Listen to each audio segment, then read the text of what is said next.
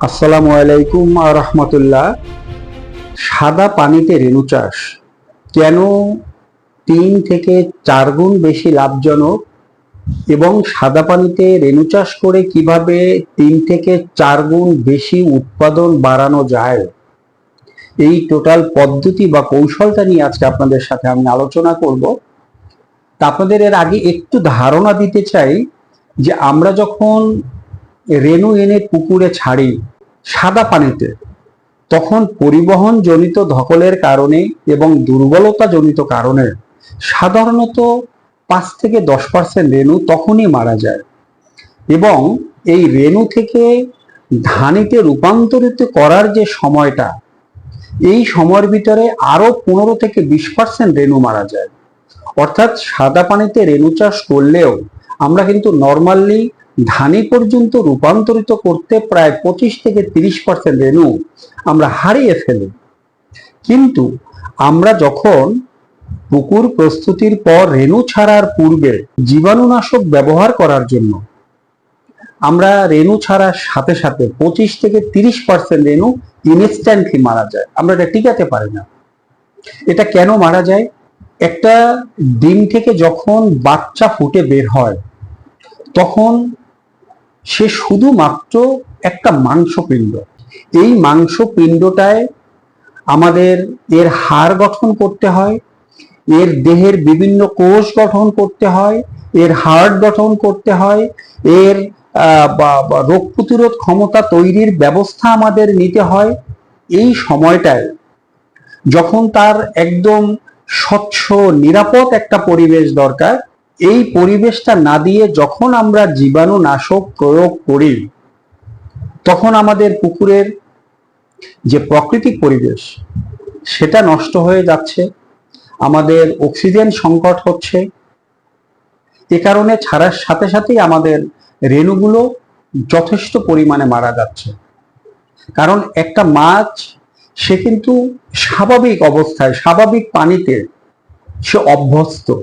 আমাদের দেশের আপনি বর্ষার সময় যখন মাঠে ঘাটে পানি চলে আসে, তখন সব মাছ কিন্তু এখানে ডিম দেওয়ার জন্য চলে আসে। তার কারণ সে জানে যে ওখানে লতা পাতা ঘাস এটা সেটা অনেক কিছু, এখানে পেরিফাইটন রয়েছে, এখানে জুপ্ল্যান্টন রয়েছে, এখানে ফাইটোপ্ল্যান্টন রয়েছে, কাইরোনমিক রয়েছে, ডাফনিয়া রয়েছে, সবকিছু আছে। মাছ এটা জানে, এজন্য মাছ সেই নূতন পানিতে চলে আসে বাচ্চা দেওয়ার জন্য।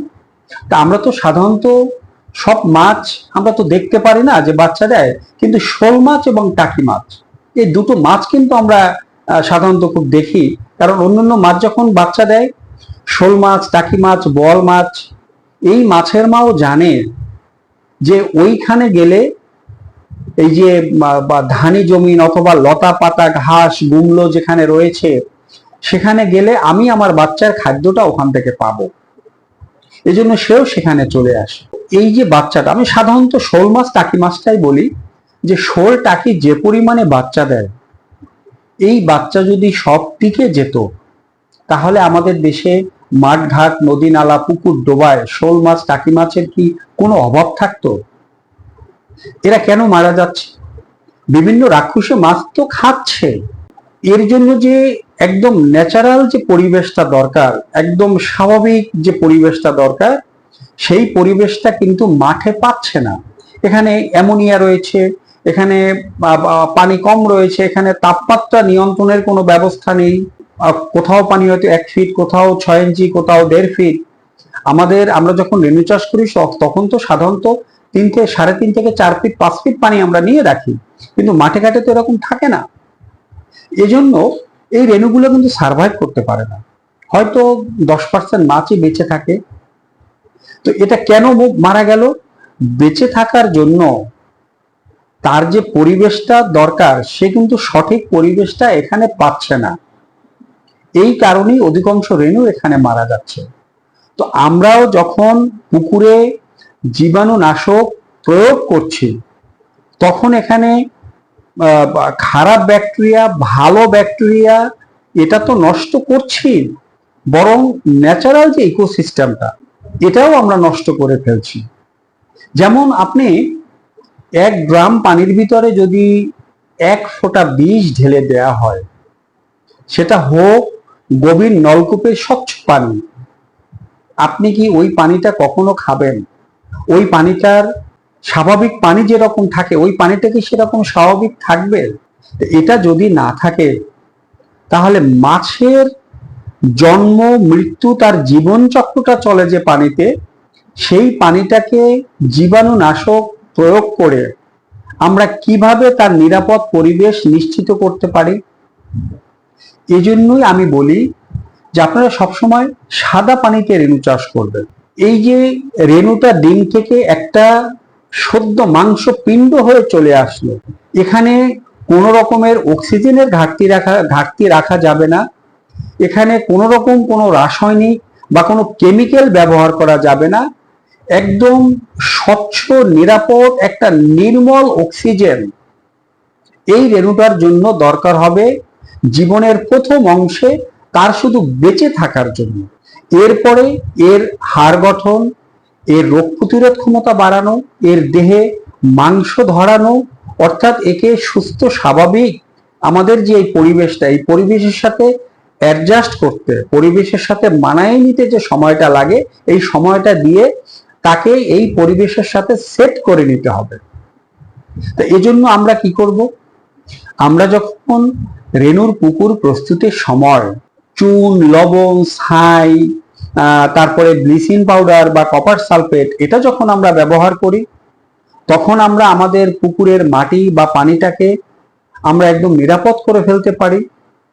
আমরা যদি রেণু ছাড়ার আগে, যে আমি অনেকটা ভিডিওতে আমি বলেছি যে কেরোসিন বা ডিজেল ব্যবহার করার জন্য, এখানে যদি বিঘেতে আমরা 800 গ্রাম থেকে 1 লিটার ডিজেল ব্যবহার করি, পুকুরের চারিপাশ দিয়ে যদি আমরা ডিজেলটা ব্যবহার করি, তাহলে আমরা বিভিন্ন রকম পোকামাকড়, মাছের শত্রু যারা রয়েছে তাদেরকে আমরা দূরে রাখতে পারবো।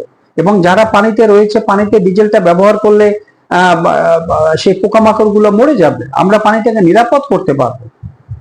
এবং আমরা যে খাদ্যটা ব্যবহার করি, সাধারণত প্রথম দিন নয়, আমরা তো প্রথম দিনে রেণুর খাদ্য হিসাবে আটাটা ব্যবহার করি, কিন্তু আটাটা আমার মনে হয় কমপক্ষে 2 দিন এবং 3 দিন ব্যবহার করলে ভালো হয়। কারণ প্রথম পর্যায়টা যখন শুধুই একটা মাংসপিণ্ড, এই সময়টায় যদি পর্যাপ্ত পরিমাণে প্রোটিন তার ভিতরে দেয়া হয়, তাহলে এটা সহ্য করা তার জন্য একটু মুশকিল হয়ে যায়। এই জন্য 1 দিন না, 2 থেকে 3 দিন, কমপক্ষে 2 দিন করাটাই সবচেয়ে ভালো। এরপরে আমিষ সমৃদ্ধ খাবারটা আমরা মাছকে দিতে পারি। এর সাথে যদি পুকুরে কিছুটা রসুন আমরা বিঘেতে 2 কেজি আমরা ব্যবহার করতে পারি রেণু ছাড়ার আগে, অথবা রেণু ছাড়ার 10 দিন 12 দিন পরেও আমরা ব্যবহার করতে পারি। আমরা যদি মাছের রেণুর যে খাদ্যটা প্রদান করি, এই খাদ্যের সাথে যদি আমরা প্রতি কেজি খাদ্যের 2 থেকে 2.5 গ্রাম করে হলুদ বা 3 গ্রাম পর্যন্ত হলুদের গুঁড়া অথবা কাঁচা হলুদটাকে বেটে আমরা যদি এটাকে আমরা খাদ্যের সাথে মিক্স করে প্রয়োগ করি, তাহলে আমাদের এই যে রেণুর যে দেহ গঠনের যে প্রক্রিয়াটা, রোগ প্রতিরোধ ক্ষমতা তৈরির যে প্রক্রিয়াটা, সেটা তার বেড়ে যাবে। আমরা যদি পুকুরে মোলাসেসটা ব্যবহার করি, তাহলে আমাদের অক্সিজেনের পরিমাণটা এখানে বেড়ে যাবে, অক্সিজেন ঠিক থাকবে। আমরা যখন লুজ লবণটা পুকুরে রেণু ছাড়ার আগে ব্যবহার করব, তখন আমাদের পানিতে স্যালাইনিটি বেড়ে যাবে, অর্থাৎ রেণুটা এসেই সে মাংস পিণ্ডটা যখন আমাদের এই পুকুরের পানিতে পড়বে, তখন কিন্তু সে তার একটা ইনস্ট্যান্ট শক্তি সে পাবে। কারণ আমরা যখন রেণুটা ছাড়ি, আমরা কিন্তু প্যাকেটটা এনেই সাথে সাথে আমাদের পুকুরে অবমুক্ত করি না। আমরা এটাকে মিনিমাম 25-30 মিনিট বা 40 মিনিট আমার পুকুরের পানিতে প্যাকেটটাকে আমরা ভাসায় রাখি। কারণ আমার পুকুরের যে তাপমাত্রা এবং প্যাকেটের যে তাপমাত্রা, এই দুটো যাতে সামঞ্জস্য হয়, তারপর আমরা ছেড়ে দিই। তাহলে আমরা তাপমাত্রার সামঞ্জস্যতা আমরা হিসেব করলাম, কিন্তু তার বেঁচে থাকার জন্য তার যে পরিবেশটা, সেটা ঠিক করার হিসাবটা আমরা করব না।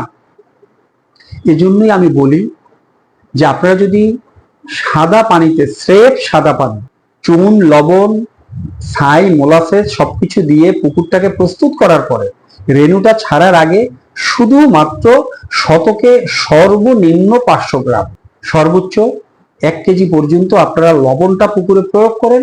প্রয়োগ করে আপনার রেণুটা ছেড়ে দেন এবং প্রথম 1 দিন 2 দিন আপনারা শুধুমাত্র আটাটা রেণুকে দেন খাদ্য হিসাবে। তারপর আমিষ সমৃদ্ধ খাদ্যটা রেণুকে আপনারা দিতে পারেন।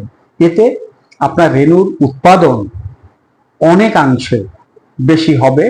তো আজ এ পর্যন্তই, আপনাদের সাথে আবার দেখা হবে অন্য পর্বে অন্য কোনো বিষয়। সে পর্যন্ত সবাই ভালো থাকবেন, সুস্থ থাকবেন, নিরাপদ থাকবেন। Safety first. আল্লাহ হাফিজ।